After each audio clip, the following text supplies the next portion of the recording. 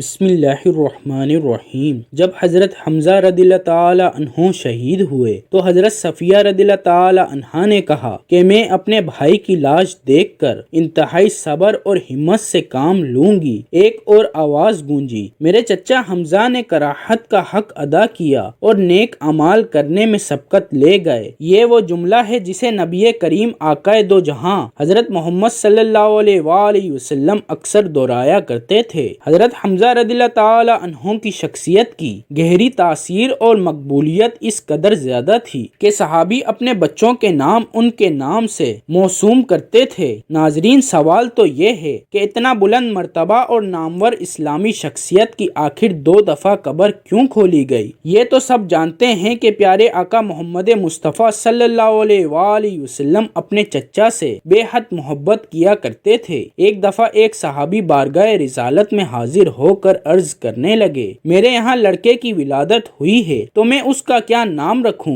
تو رحمت عالم صلی اللہ علیہ وآلہ وسلم نے ارشاد فرمایا، لوگوں میں مجھے اپنے چچا حمزہ سے بہت محبت ہے، لہٰذا انہی کے نام پر اپنے بچے کا نام رکھو۔ نبی آخر الزماں حضرت محمد صلی اللہ علیہ وآلہ وسلم کی ولادت سے 2 سال پہلے آپ کے چچا اور رضائی بھائی سید الشہداء شیر خدا حضرت سیدنا حمزہ بن ابو مطلب پیدا ہوئے۔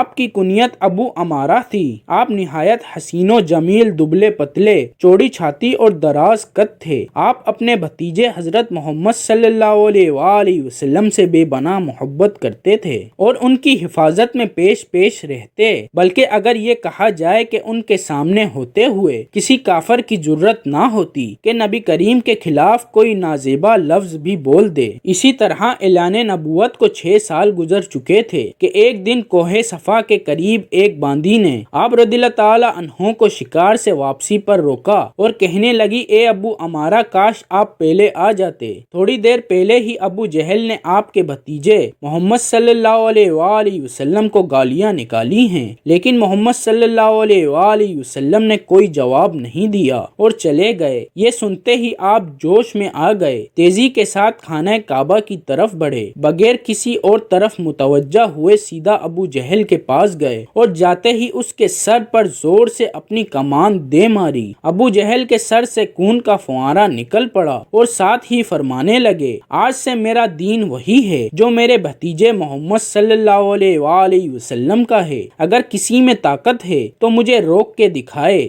آپ مدینہ منورہ تشریف لائے تو اسلامی لشکر کے پہلے علمبردار بنے۔ 2 ہجری میں ہونے والی پہلی جنگ میں آپ رضی اللہ تعالی عنہ نے بے شمار کافروں کو جہنم واصل کیا۔ مکے کے مشہور جنگجو اور پہلوان عتیبہ کو حضرت حمزہ رضی اللہ تعالی عنہ نے ہی ایک ہی وار میں ختم کیا، جس کے بعد پورے عرب میں حضرت حمزہ کی دھات بیٹھ گئی۔ 15 شوال المکرم 3 ہجری غزوہ احد شروع ہوتا ہے کہ جس میں کفار غزوہ بدر کا بدلہ لینے کے لیے مسلمانوں پر حملہ کرتے ہیں۔ ان کا سب سے بڑا مقصد حضرت حمزہ رضی اللہ تعالی عنہ کو شہید کرنا ہے، کیونکہ جتنا نقصان غزوہ بدر میں کفار مکہ کو انہوں نے دیا اور کوئی نہ دے سکا۔ جبیر بن مطعم نے اپنے غلام وحشی کو، جو کہ نیزہ چلانے میں ماہر تھا، اس کو لالچ دیا کہ اگر تم میرے چچا کو قتل کرنے والے حضرت حمزہ رضی اللہ تعالی عنہ کو شہید کر دے گا تو اسے آزاد کر دیا جائے گا۔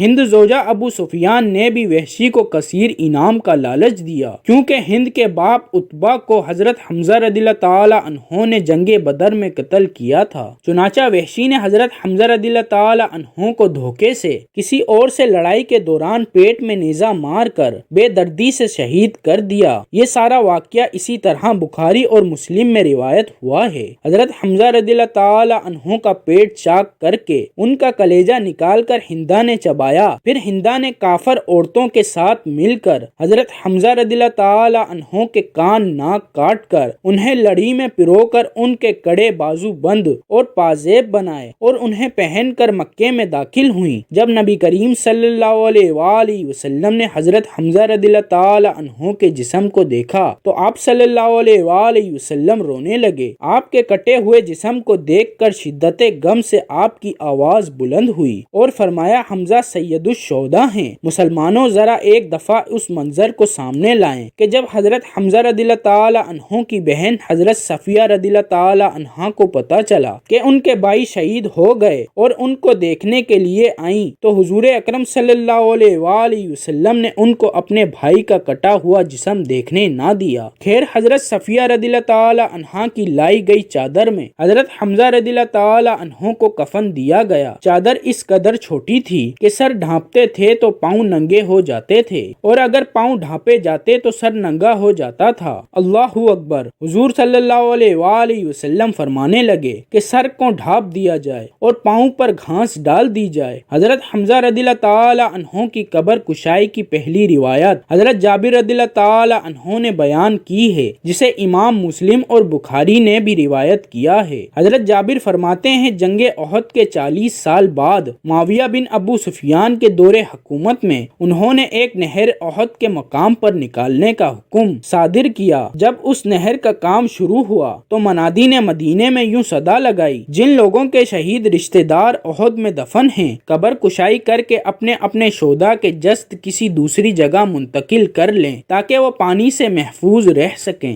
حضرت جابر بن عبداللہ رضی اللہ تعالی عنہ فرماتے ہیں کہ یہ سن کر مدینے والے احد کی طرف نکل پڑے، جن میں خود بھی شامل تھا، کیونکہ میرے والد عبداللہ بھی احد کی جنگ میں شہید ہوئے تھے اور وہاں ہی دفن تھے۔ میرے والد عبداللہ اور عمرو بن جموح ایک ہی قبر میں دفن تھے۔ شہادت کے وقت عمرو بن جموح کی پیشانی زخمی تھی اور میرے والد نے عمرو کی پیشانی پر ہاتھ رکھا ہوا تھا اور اسی حالت میں دونوں شہید ہوئے، اس لیے صحابہ جب ان کا ہاتھ ہٹاتے تو پیشانی سے خون نکلنے لگتا، جس کی وجہ سے رسول اللہ صلی اللہ علیہ وآلہ وسلم کے حکم کے مطابق ان دونوں کو اسی حالت میں ایک ہی قبر میں دفن کیا گیا۔ حضرت جابر بن عبداللہ فرماتے ہیں کہ جب حکومتی سپاہیوں نے میری موجودگی میں میرے والد عبداللہ اور عمرو کی قبر کھولی تو جیسے ہی عمرو کی پیشانی سے میرے والد کا ہاتھ ہٹاتے تو تازہ خون کے فوارے نکلنا شروع ہو جاتے۔ یہ معاملہ دیکھ کر انہوں نے یہ قبر بند کر دی۔ اس کے بعد سپاہی حضرت حمزہ رضی اللہ تعالی عنہ کی قبر کی طرف بڑھے اور قبر کھودتے ہوئے حضرت حمزہ کے پاؤں پر کدال لگی تو ان کے پاؤں سے تازہ خون نکلنے لگا۔ حضرت جابر روایت فرماتے ہیں کہ میں اس بات کا عینی شاہد ہوں کہ تمام شہداء کے جسم تر و تازہ تھے